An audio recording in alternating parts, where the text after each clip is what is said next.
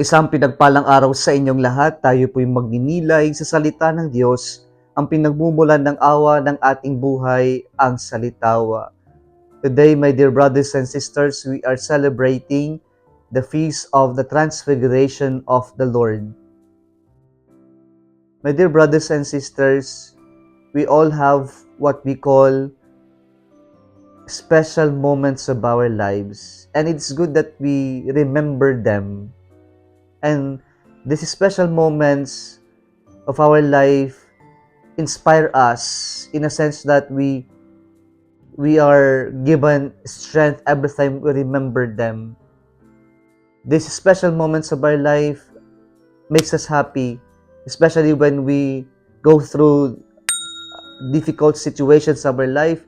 We simply have to remember these special moments of our life so that we would change, we would be transfigured from this saddening or painful experience to being happy in spite of the pain that we are going through.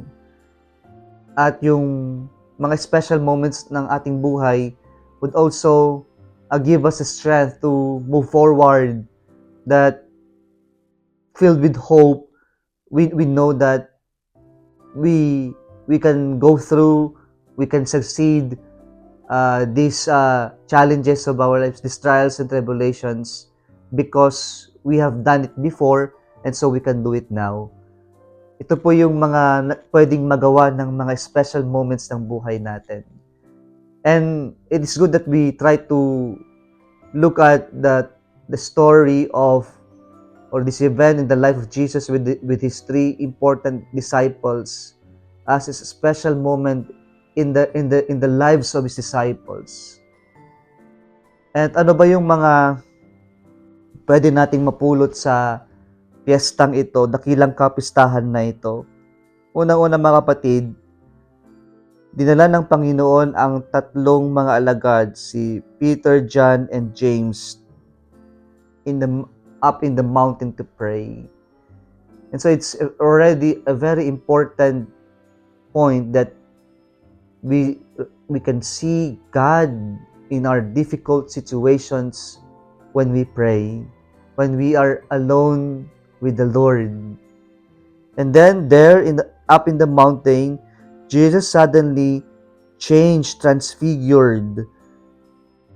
Sabi dito yung description, his face was changed and his clothing became dazzling white. Nagdiwanag ang kanyang muka at naging napakaputi ng kanyang kasuotan.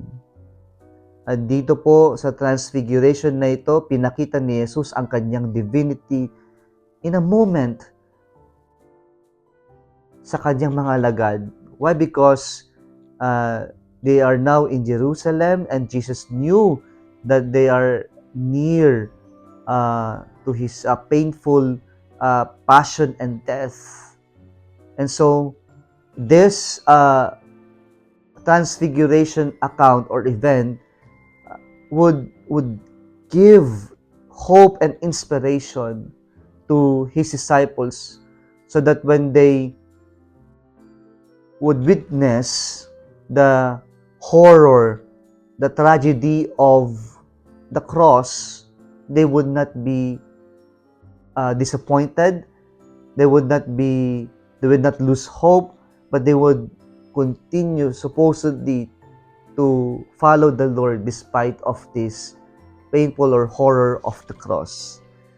Kaya po ipinakita ng Panginoon, ipinaranas niya itong special moment na ipakita yung kanyang inner life, yung kanyang divinity, upang sila ay mabigyan ng pag-asa at kalakasan na magpatuloy sa kabila ng kanilang masasaksihan na pagpapakasakit at kamatayan ng ating Panginoon. And then, pangatlo po, a voice from above was heard. Sabi niya, "This is my beloved Son, listen to him." And I think this is the real point of this event, that the Father affirmed to them, confirmed to them that Jesus indeed is a son of God. And at the same time, the challenge of listening to Him. And I think transfiguration happens when we listen to the Lord. It is only in listening, in obedience, that we are transformed to the best versions or version of ourselves.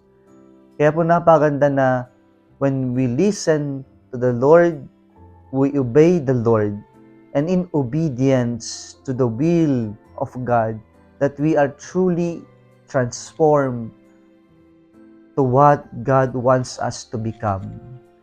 Kaya kung gusto natin mabago ayon sa nagustuhan ng Diyos, kung gusto natin mabago ayon sa kung ano ang gusto ng Diyos sa buhay natin, we have to listen to the Lord. And I think this is one of the problems of our world today. We no longer know how to listen to the voice of the Lord. Why? Because we are no longer familiar to the voice of the Lord, because there are so many voices that we are listening to.